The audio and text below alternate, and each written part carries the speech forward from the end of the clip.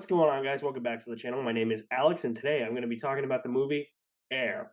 Air is directed by Ben Affleck and stars Matt Damon, as well as Ben Affleck and Viola Davis, Jason Bateman, and Chris Tucker. Nice to see him back in a movie. Sonny Vaccaro and Nike pursued basketball rookie Michael Jordan, creating a partnership that revolutionizes the world of sports and contemporary culture. There's a lot of great things to like about Air. It's some of the most fun I've had at the movies all year, especially for a drama. Ben Affleck really directs this movie with a certain style, a lot of zoom up shots, a lot of shots you don't normally see in a Ben Affleck movie when he directs, especially shots of signs, close up shots to try and remind you of something that's going on in the movie or a certain theme that's supposed to be played out or something that's going to probably turn it on its head. There's a lot of that. It felt like he flavored the movie a lot, and that felt like a welcome sign instead of just doing a straightforward directorial style. And I think that that's honestly what this movie calls for. And with his directorial style, Air is pretty airtight, it's concise, doesn't overstay its welcome, it's swift, it's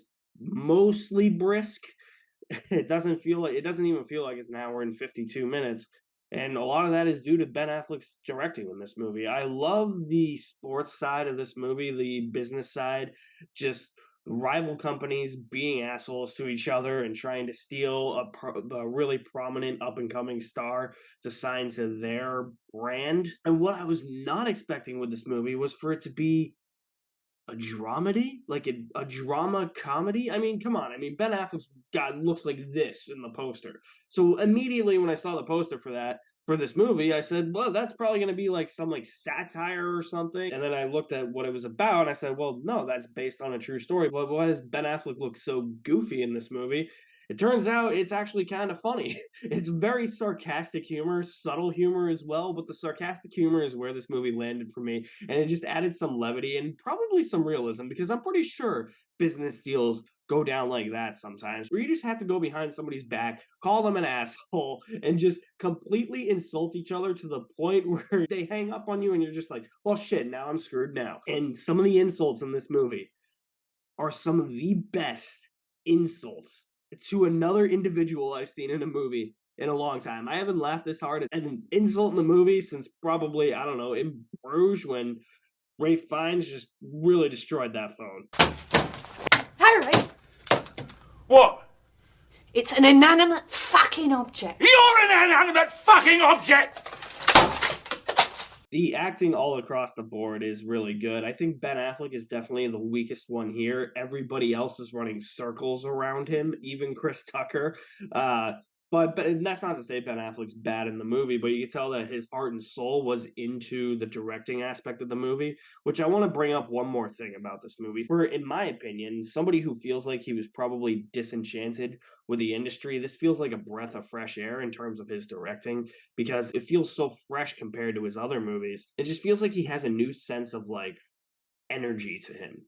And he even brings it as the CEO of Nike in this movie. I just think Matt Damon was better than him, because Ben Affleck's career has been so varied. This is the man who we thought was going to suck as Batman and ended up being the best part of Batman vs. Superman and the Snyderverse. We all thought he was going to suck, and never judge a book by its cover in that regard. His career is so varied, and he gives varied performances in almost everything, whereas Matt Damon is pretty much a straight shot across the board, and he hasn't given a bad performance at all. Viola Davis is Viola Davis. You know, she's great. Jason Bateman probably does career best work here, but man, we got to talk about my boy Chris Tucker. Where have you been, man? I get it. You probably got out of the industry for a little bit for personal reasons. You probably just don't have the passion to act anymore. You were waiting for the right project. That's probably what happened. But seriously, Chris Tucker just has the zingers going again in this movie. And I know the big knock against Chris Tucker is that he can be annoying because he talks so much, but seriously, I will not take that criticism anymore, because even if Chris Tucker's annoying,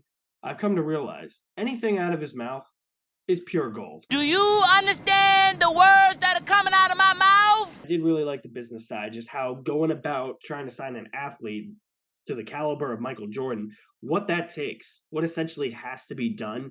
What if you are put in that position and you have to be the one to be like, hey, maybe we should go for this, and you're going behind your company's back and other companies' backs? The movie really sold me on that, and I like that aspect of the movie a lot. I think the movie does hit a small lull, though, a very brief lull, in the middle, when it gets away from all that, there's a scene with Jason Bateman and Matt Damon's characters where they're just kind of talking. I get what it's doing. It's supposed to be a character-driven moment. Jason Bateman's trying to be the voice of reason, but for me, it didn't have that witty, sarcastic banter that the rest of the movie had, and that felt like the longest scene of the movie for me, and it felt like it was going on a bit too long, and I just wanted to get back to what was making the movie really work for me: the sarcastic, witty banter, the business transactions, and how they were going to go about signing Michael Jordan to Nike, and all the great performances that are already in the movie, and Ben Affleck's flair. That scene also felt like the most generically directed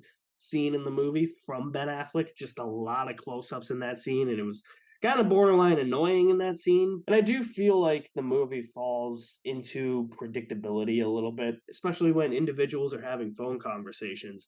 The conversation goes a certain way with that sarcastic banter, but then somebody says something and you say to yourself, yeah, that's going to happen. And then the character says, okay, I'm going to do this to go behind your back. And then they hang up. The person they were talking to doesn't know if they're serious or not, but you as an audience member know if they're serious. And then the next scene cuts to that exact thing they're going to do.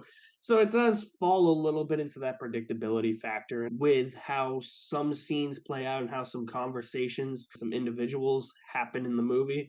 But this was a really fun movie, a very unexpectedly funny movie that I think really, really is going to rejuvenate Ben Affleck's directing career.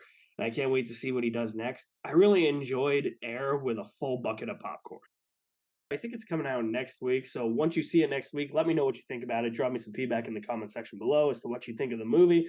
I will leave my link to my website in the description below as well. You guys are the best. Thank you for watching. My name is Alex Madden, and I will see you at the movies somewhere.